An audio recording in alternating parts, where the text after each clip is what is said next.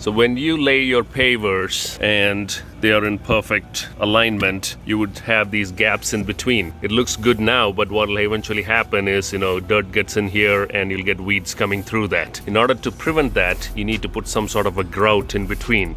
In this case, we are using what is called a paver set by Grout. It's basically gonna be hardened sand, and it's super easy to put, and the gaps can be anywhere from 1/4 inch to 1.5 inches, which is pretty forgiving, like big gaps. What we do is we just spread it out, basically dump that material and sweep it into the cracks, just like we are doing now. And we do this all dry. We don't mix it with water yet. What happens is this gives us the opportunity to put it into the nook and cranny, and then we water it very gently. Before that, you also have to make sure that we completely get this off of the surface, because we don't want these things hardening on top of the paver surface and stain them. So we would sweep this off, use a leaf blower to blow it off and not take things away from the little cracks, not take things away from the gaps, but sweep it clean and then spray with the mist setting, very little water, and that'll harden. Now, the curing time is 72 hours, which is pretty slow, so it is forgiving. At the same time, if you miss something, you can come back and redo as well. So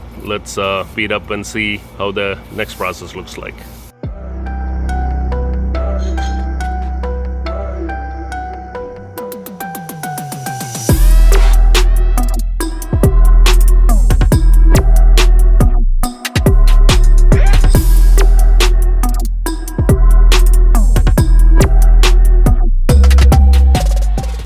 Puts the surface pretty clean, and then just the grout area does now have grout on it. Alright, next step, we are wetting it down. This is a critical process. Do not flood the area. Use a shower feature and not direct flooding. So all we are doing is wetting the top of the grout. We'll do it a few more times so moisture gets further down, but you don't want to be washing it off. That's the whole idea. And do it on a hot day, which makes it easier. Here it is.